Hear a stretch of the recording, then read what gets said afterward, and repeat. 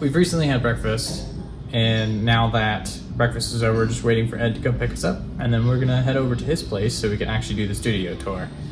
So he should be here any minute now, hopefully, and we'll be on our way.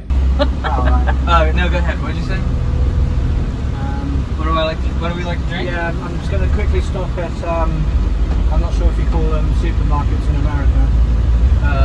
Yeah, we have all sorts of names. Do you call them a supermarket? It is a supermarket, yeah. We have regular... Or at the supermarket, right? Oh, yeah. Doing a little bit of shopping. And then it's video time. I don't know where the camera is, so I was right there. Alright, that's all. Do you want to be in this? Hello. So many choices. Now that we're here in the bathroom, I have a little bit more OnlyFans content or features for OnlyFans for you. Check out my penis. Oh yeah. So perfect.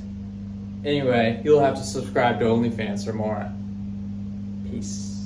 And on that note, I think we're gonna end this vlog post for today. It's gonna be extremely short because we spent pretty much the vast majority of the day hanging out with Ed and also filming. So there's not really much to update beyond what I've showed you thus far.